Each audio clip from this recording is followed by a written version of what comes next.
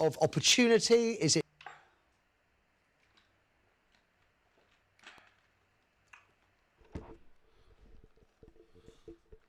it equal pay across the board? Is it something more than that? I think equality is better for everyone. I think, okay. you know, and I'm really delighted, you know, I love my job because it's an optimistic and a hopeful job, which is about creating more choices for people. I'm interested in people being able to have different choices and having equality of outcome. Aha, well, so you're going to have Equality of choices outcome, and equality of outcome. What if people choose different things, which is what they've been doing in Scandinavia?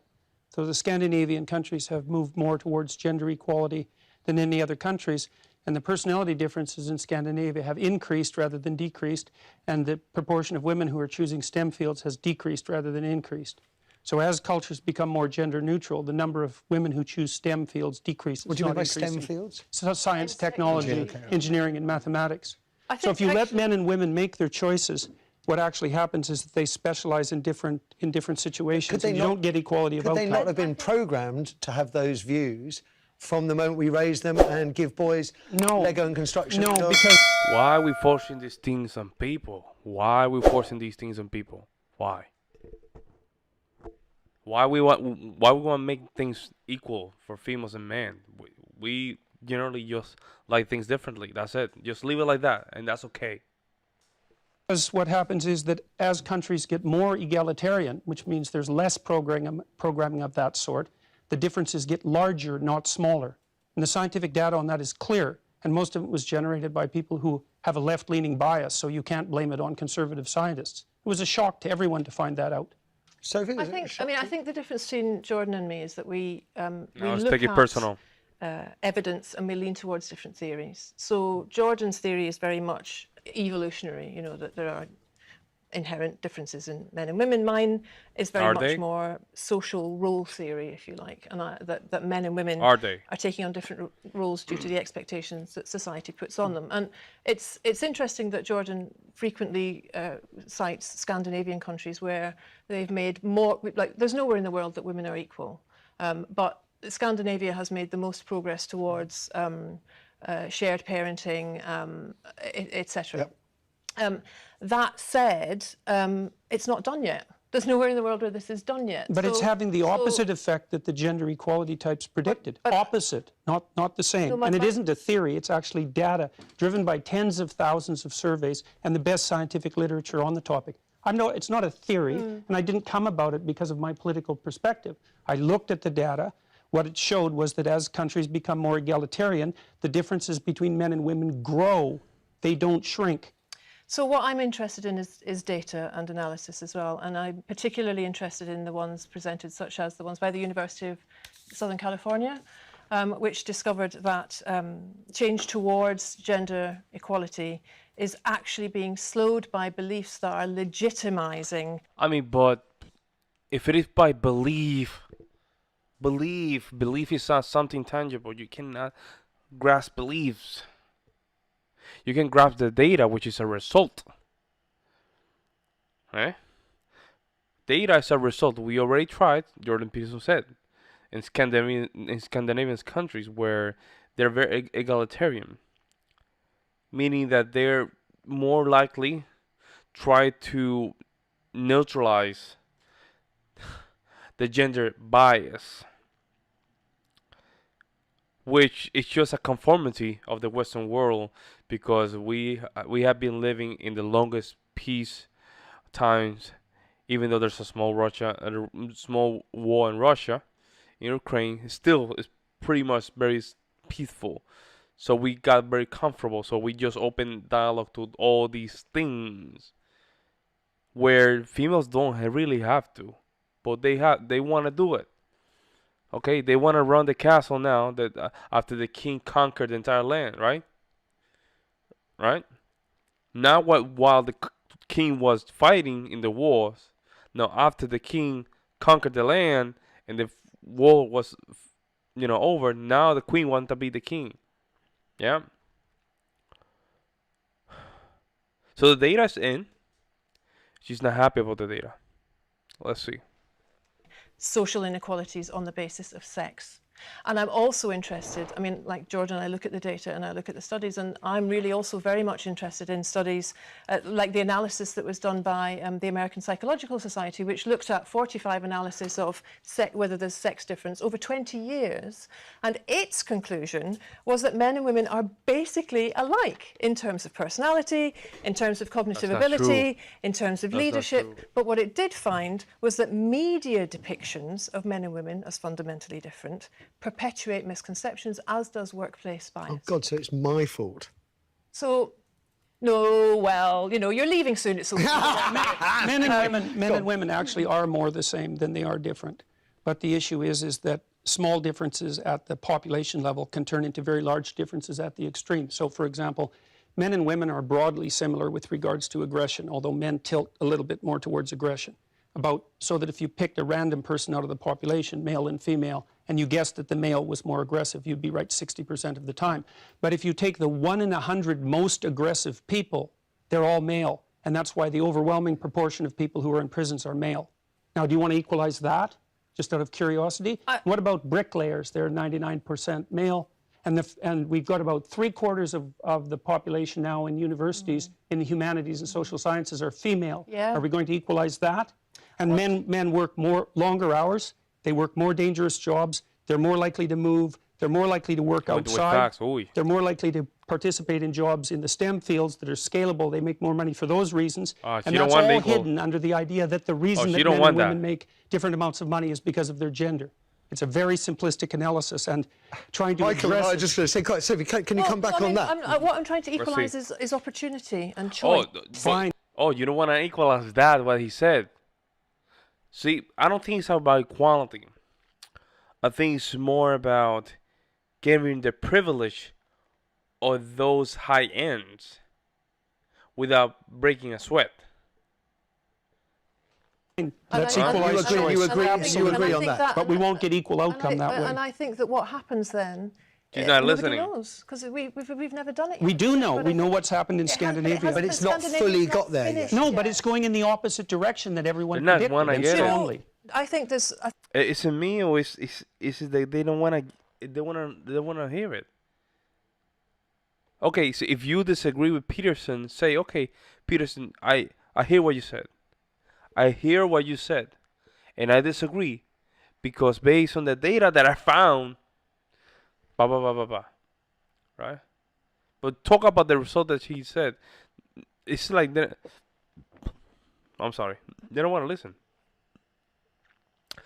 Let me know if I'm wrong. If they're really listening, or am I not listening?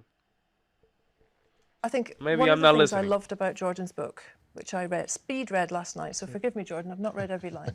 But one of my favourite rules in Jordan's book is Rule 9, which says... You did not read the book. Assume the person you are listening to might know something you don't. And I think that in a country where men outnumber women by 2 to 1 in Parliament, in local government, where women's voices are not equally represented in media, where our education systems still are teaching boys and girls ideas of pink and blue. Yeah. What I'm trying to do is work with thousands... How choosing colors how's that changing colors or choosing color has something to do with this? My guts are of optimistic, tingling a hopeful little people for change. Okay. You kept very quiet through this, Michael. I'm going to make you put you under a bit of pressure. Do forgive me. I'm going to come to the calls in a moment. Your boss called the gender pay gap a burning injustice. Is it? Yes, it is, because there should be inequality of opportunity. There needs to be the same rights. But you know, something that surprised me, that neither of you, and the quality of outcome, sure, all of that. But the one thing both of you haven't mentioned is the biological difference, which unfortunately affects women's career prospects, whether we like it or not. Babies. And that does cause a problem. You know, if I were to take a sabbatical from a corporation for a while, it's going to set me back slightly.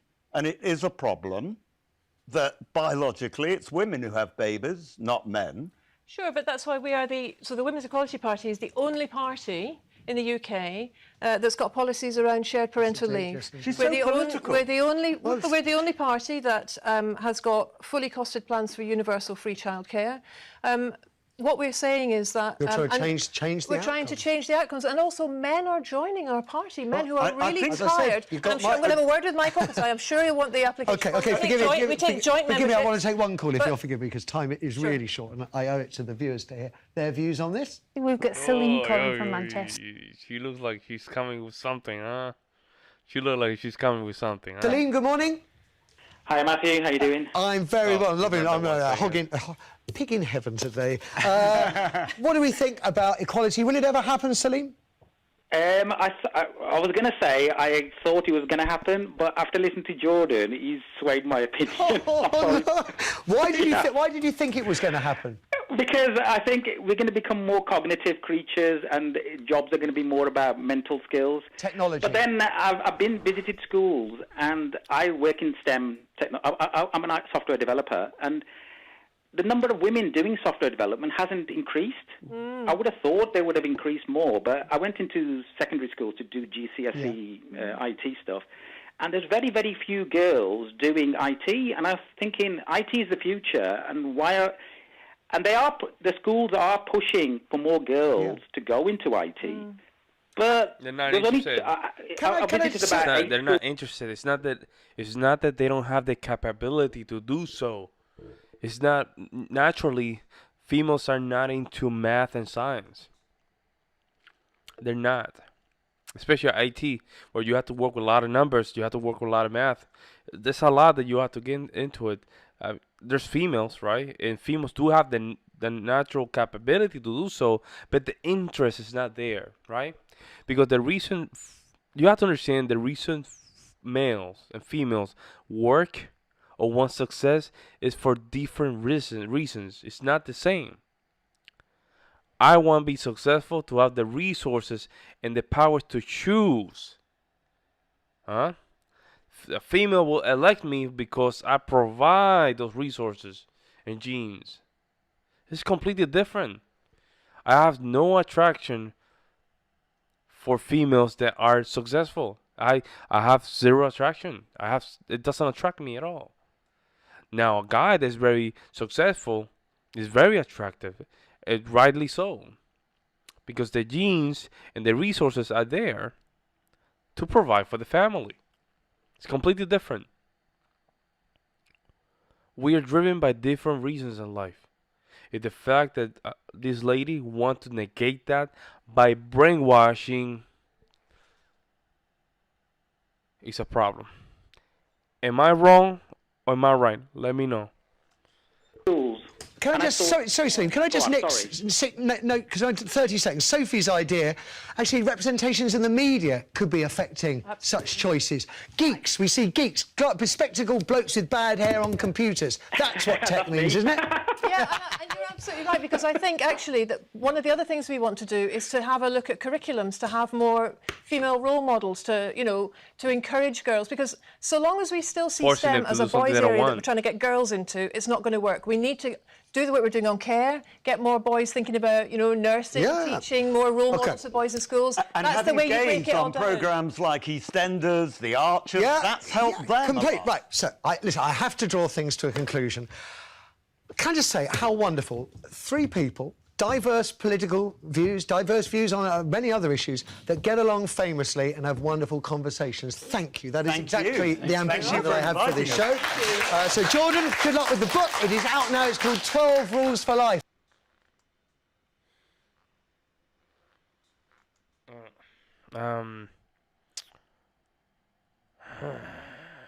There's a new one. That's a good one.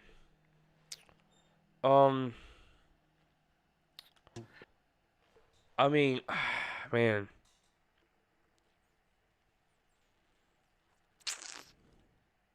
I don't know what to say. It's just, why is the feminists want to do this? I have no idea. I really don't. What is it that intrigues them to just force women to do things that they don't want to do? So you want to change the rule of the game just to force your ideology on people or something like that? What is it?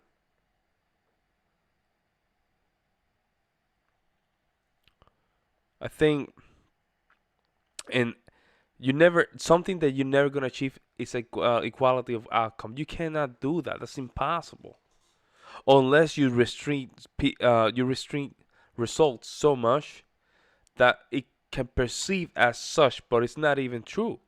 Because that means if I'm a man, and if I win, in order for you to just neutralize that, you're telling me that if I win, you're gonna make a law that if I win, that means I lose. And then if a female lose, she will win. If a female wins, she still win. That's like gonna neutralize that. That's the only way I can see it. These ideologies are very, very dangerous. For the fact is that it does not give space, right, to realism. Unless you need she said it. We need role models, all that stuff. For what? You want to brainwash them? That's what you want to do? Tell them a lie? What about people that want to have kids? What about female nature or nurturing or have family? Out of the window? And it's true, and we saw in Jordan Peterson last video, very good law firms with high producer females.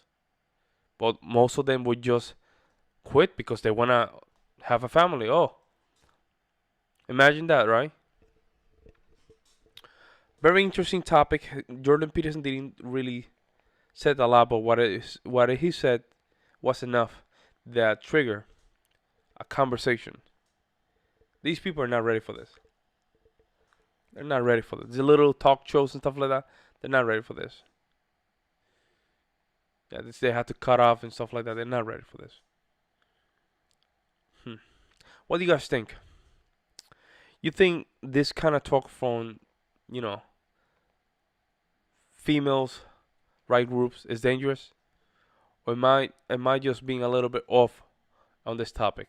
Let me know in the comment section below.